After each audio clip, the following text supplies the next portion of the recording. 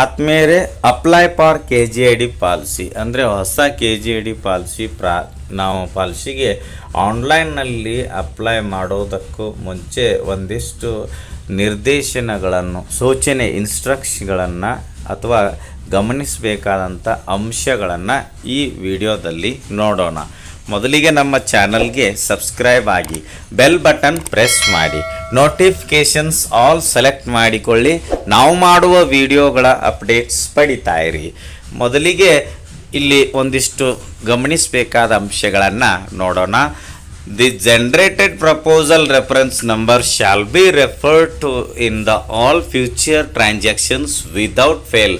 ಅಂದರೆ ನಾವು ಪಾಲಿಸಿಗೆ ಅಪ್ಲೈ ಮಾಡ್ತಿದ್ದಂಗೆ ಒಂದು ಪ್ರಸ್ತಾಪ ಉಲ್ಲೇಖ ಸಂಖ್ಯೆ ಪ್ರಪೋಸಲ್ ರೆಫರೆನ್ಸ್ ನಂಬರ್ ಜನರೇಟ್ ಆಗ್ತದೆ.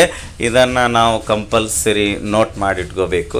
It is the responsibility of the proposer to fill the proposal form with all correct details and make sure that all these details have been incorporated in the policy bond. ಅಂದರೆ ನಾವು ಎಲ್ಲ ವಿವರಗಳನ್ನು ಸರಿಯಾದ ವಿವರಗಳನ್ನು ಈ ಒಂದು proposal ಫಾರ್ಮಲ್ಲಿ ಭರ್ತಿ ಮಾಡಬೇಕು. ವಿವಾಹಿತ ಪ್ರಪೋಸರ್ನ ಸಂದರ್ಭದಲ್ಲಿ ಅವರ ಸಂಗಾತಿ ನಾಮಿನಿ ಆಗಿರ್ತಾರೆ ಅಥವಾ ಮಕ್ಕಳು, ಅವರನ್ನು ಕೂಡ ನಾಮಿನಿ ಮಾಡಬಹುದಾಗಿರುತ್ತದೆ. ಇನ್ನು ವಿಡೋ ಆರ್ ವಿಡೋವರ್ ಈ ಒಂದು ಸಂದರ್ಭದಲ್ಲಿ ಮಕ್ಕಳನ್ನು ನಾಮಿನಿ ಮಾಡಬಹುದಾಗಿರುತ್ತದೆ. ಅನ್ಮ್ಯಾರಿಡ್ ಇದ್ದಂಥ ಸಂದರ್ಭದಲ್ಲಿ ತಂದೆ ತಾಯಿ, ಸಹೋದರ ಅಥವಾ ಸಹೋದರಿ ಇವರಲ್ಲಿ ಯಾರನ್ನಾದರೂ ಕೂಡ ನಾಮಿನಿ ಅಂತ ಸೂಚಿಸಬಹುದಾಗಿರುತ್ತದೆ. ಮತ್ತು ಮದುವೆ ಆದ ನಂತರ ಈ ಹಳೆ ನಾಮಿನಿ ಡೀಟೇಲ್ಸ್ ಚೇಂಜ್ ಮಾಡಿ ಸಂಗಾತಿಯನ್ನು ನಾಮಿನಿಗೆ ಕೊಡಬೇಕಾಗ್ತದೆ. ತಪ್ಪಾದ ಮಾಹಿತಿಯನ್ನು ನೀಡಿರ್ತಕ್ಕಂಥ ಸಂದರ್ಭದಲ್ಲಿ ನಮ್ಮ ಒಂದು ಪಾಲಿಸಿಯನ್ನು ತಡೆ ಹಿಡಿಯಲಾಗ್ತದೆ ಮತ್ತು ಅದನ್ನು ನಮ್ಮ ಪಾಲಿಸಿಯನ್ನು ತಿರಸ್ಕಾರ ಮಾಡಲಾಗ್ತದೆ. ಒಂದು ಪ್ರಸ್ತಾವನೆ ಉಲ್ಲೇಖ ಸಂಖ್ಯೆ ಜನರೇಟ್ ಆದ 7 ದಿನಗಳ ಒಳಗಾಗಿ ನಾವು ಇನಿಷಿಯಲ್ ಪೇಮೆಂಟನ್ನು ಮಾಡದಿದ್ದರೆ ನಮ್ಮ ಒಂದು ಭರ್ತಿ ಮಾಡಿರ್ತಕ್ಕಂಥ ಪ್ರಪೋಸಲ್ ಫಾರ್ಮ್ಯಾಟು ಆಟೋಮೆಟಿಕ್ ಆಗಿ ಇನ್ಯಾಕ್ಟಿವ್ ಆಗ್ತದೆ. ಪ್ರೀಮಿಯಮನ್ನು ಅಡ್ವಾನ್ಸ್ ಆಗಿ ಪೇ ಮಾಡಬೇಕು. ಏಕೆಂದರೆ ಇನಿಷಿಯಲ್ ಡೆಪಾಸಿಟ್ ಏನೊಂದು ಪ್ರಪೋಸಲ್ ಎಕ್ಸೆಪ್ಟ್ ನಂತರ ಅದು ಫಸ್ಟ್ ಪ್ರೀಮಿಯಮ್ಗೆ ಅದನ್ನು ಅಡ್ಜಸ್ಟ್ಮೆಂಟ್ ಮಾಡ್ಕೋತಾರೆ.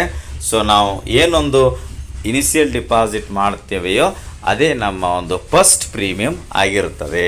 KGID ಪಾಲಿಸಿಗೆ ಸಂಬಂಧಿಸಿದಂತಹ ಎಲ್ಲ ಪೇಮೆಂಟನ್ನು K2 ಪೇಮೆಂಟ್ ಗೇಟ್ವೇ ಮೂಲಕ ರೀಡೈರೆಕ್ಟ್ ಮಾಡಲಾಗ್ತದೆ. ಇನಿಷಿಯಲ್ ಡೆಪಾಸಿಟ್ ಆರಂಭಿಕ ಠೇವಣಿಯನ್ನು ಯಶಸ್ವಿಯಾಗಿ ಸಕ್ಸಸ್ಫುಲ್ ಆಗಿ ಪೇ ಮಾಡಿದ ನಂತರವಷ್ಟೇ ನಾವು ನಮ್ಮ ಒಂದು ಈ ಪ್ರಪೋಸಲ್ ಫಾರ್ಮ್ ಆಗಿರಬಹುದು ಅಥವಾ ಒಂದು ಮೆಡಿಕಲ್ ಎಕ್ಸಾಮ್ನರ್ ಫಾರ್ಮ್ ಆಗಿರಬಹುದು, ಪೇಮೆಂಟ್ ರೆಸಿಪ್ಟ್ ಆಗಿರಬಹುದು, ಇವೆಲ್ಲವನ್ನು ಡೌನ್ಲೋಡ್ ಮಾಡಿಕೊಳ್ಳಲಿಕ್ಕೆ ಬರುತ್ತದೆ.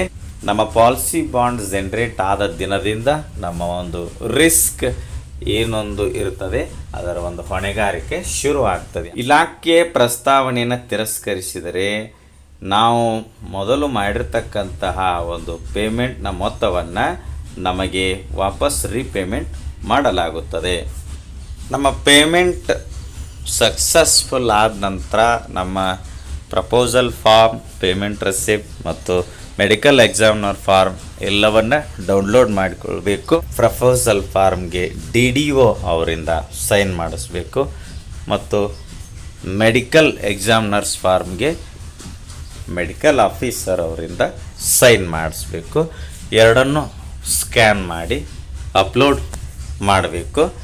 ಮತ್ತು ಈ ಹಾರ್ಡ್ ಕಾಪಿಗಳನ್ನು ಅಂದರೆ ನಾವು ಸ್ಕ್ಯಾನ್ ಮಾಡಿ ಅಪ್ಲೋಡ್ ಮಾಡಿರ್ತಕ್ಕಂತಹ ಪೇಮೆಂಟ್ ರಿಸಿಪ್ಟು, ಪ್ರಪೋಸಲ್ ಫಾರ್ಮ್ ಮತ್ತು ಮೆಡಿಕಲ್ ಎಕ್ಸಾಮ್ನ ಫಾರ್ಮ್ ರಿಪೋರ್ಟ್ ಇವೆಲ್ಲವನ್ನು ಈ ಮೂರನ್ನು ನಮ್ಮ ಜಿಲ್ಲಾ KGID ಶಾಖೆಗೆ ಹಾರ್ಡ್ ಕಾಪಿಗಳನ್ನು ರವಾನಿಸಬೇಕು.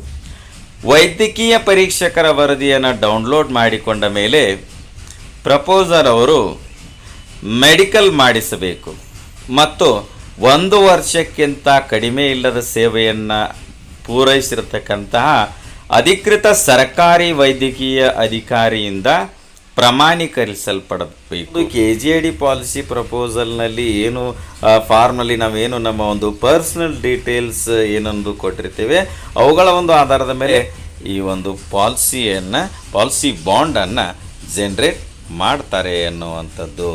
ಸೊ ಇದಿಷ್ಟು ಏನಪ್ಪ ಅಂತ ಕೇಳಿದರೆ, ನಾವು ಅಪ್ಲೈ ಫಾರ್ KGID ಪಾಲಿಸಿ, ಹೊಸ KGID ಪಾಲಿಸಿ ಬಾಂಡ್ ಮಾಡುವುದಕ್ಕೂ ಮುನ್ನ ಪ್ರಪೋಸರ್ ಈ ಎಲ್ಲ ಅಂಶಗಳನ್ನು ಗಮನಿಸಿರಬೇಕು. ವಿಡಿಯೋ ಇಷ್ಟ ಆದರೆ ಲೈಕ್ ಮಾಡಿ, ಉಪಯುಕ್ತ ಅನಿಸಿದರೆ ಶೇರ್ ಮಾಡಿ. ಈ ರೀತಿ ವಿಡಿಯೋಗಳಿಗಾಗಿ ಚಾನಲ್ಗೆ ಸಬ್ಸ್ಕ್ರೈಬ್ ಆಗಿ ಬೆಲ್ ಬಟನ್ ಪ್ರೆಸ್ ಮಾಡಿ, ನೋಟಿಫಿಕೇಶನ್ಸ್ ಆಲ್ ಸೆಲೆಕ್ಟ್ ಮಾಡಿಕೊಳ್ಳಿ. ನಾವು ಮಾಡೋ ವಿಡಿಯೋಗಳ ಅಪ್ಡೇಟ್ಸ್ ಪಡಿತಾ ಇರಿ. Thanks for watching. ಧನ್ಯವಾದಗಳು. ವಂದೇ ಮಾತರಂ.